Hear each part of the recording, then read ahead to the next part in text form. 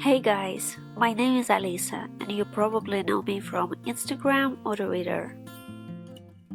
Let me tell you a bit about what I'm drawing here. This is one of my recent Inktober pieces. I didn't have prompts and just decided to draw 30 witches with light black ink and hopefully publish my first zine in the end of this project. Yes, I'm aware it's January already, but I'm still catching up, okay? And personally, I don't see any problem in doing Inktober anytime you want. First I sketch with my favorite lavender Prismacolor Col-Erase pencil. It's very light and it doesn't smudge, that's why I prefer it more than regular graphite pencil. As you can see, I don't erase much, I just go over with Multiliner. Outlining is one of my favorite parts of the drawing, especially when I'm working on hair. So for outlining I use my Copic Multiliner in 0.03 or 0.05. When I'm done with coloring, I will go over the line art again with thicker Multiliner. It's gonna give a nice line variation. I get lots of questions about what do I start outlining first, and it's definitely hair. I love drawing different hairstyles and just girls with big beautiful hair in general.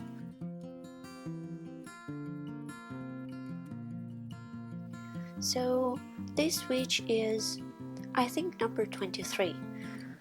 If you want to see previous ones, I've posted all of them on my Instagram. So far I have to work on 7 more and maybe a cover illustration. Every year I promise to draw my own witch sauna, but haven't done it yet, so maybe it will be the last illustration of this challenge, who knows?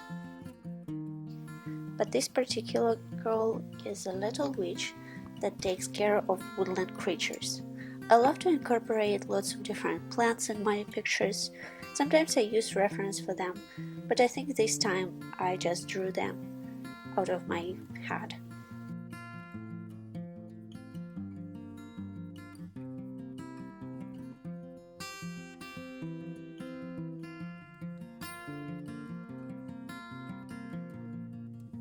Here is an example of how I make my own ink washes. I use ceramic flower palette and dip and squeeze Pentel brush in light black into 2 little bottles of water. One will be lighter and another one will be darker. And if you need to make deeper shadows, you just go over with the same brush.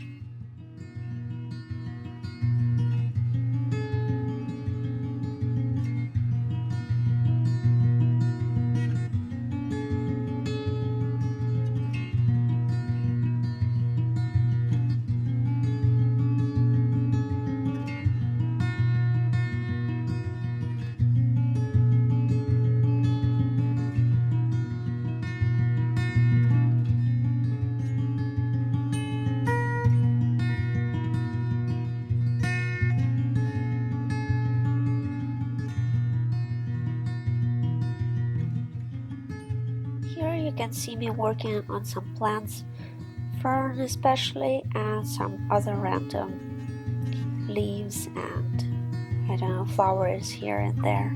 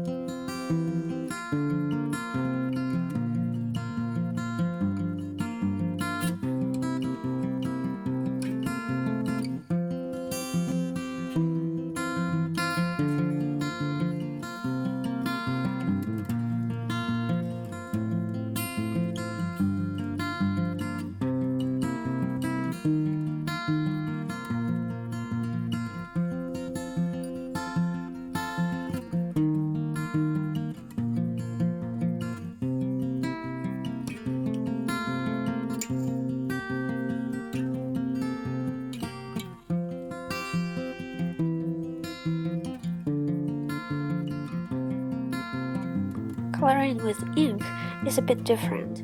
I'm not very experienced in it, that's why I'm very dedicated to this challenge.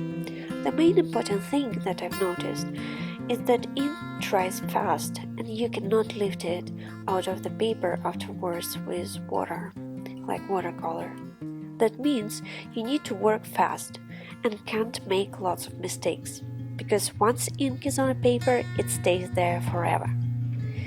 But good part is that you can layer more ink wash on top without ruining already existing drawing. For example, I draw butter on a skirt first and then, when it dries, add shadows. If that would be watercolor painting, I'd do the opposite and start with shadows first.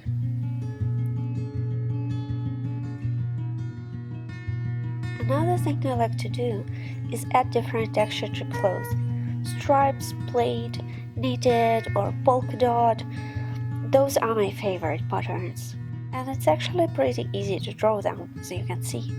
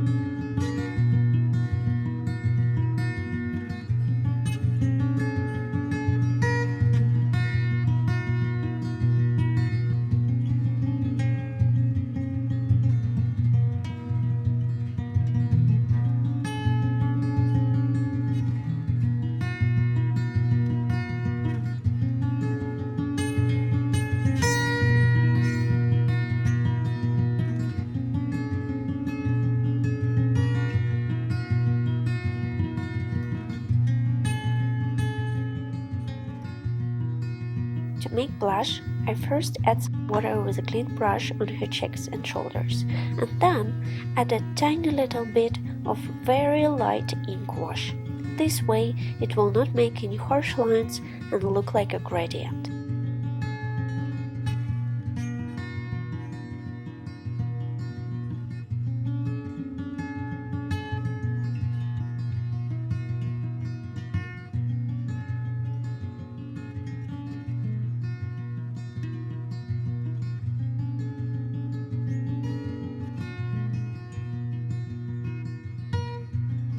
As you can see, I jump from one part of the picture to another all the time. That's because I'm very impatient and hate to sit and wait till paint or ink will dry. I'd rather work on some other unfinished part in the meantime.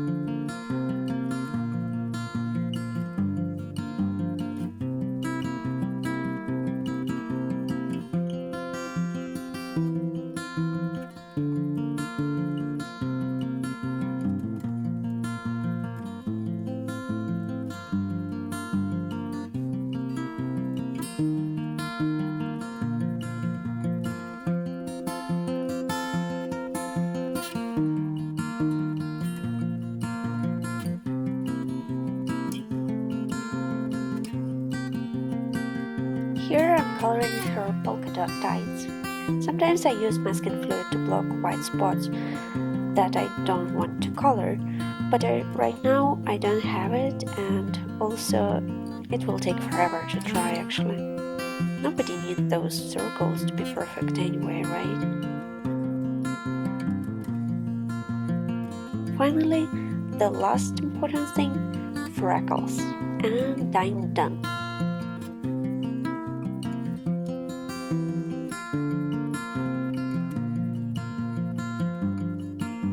Thank you so much for watching.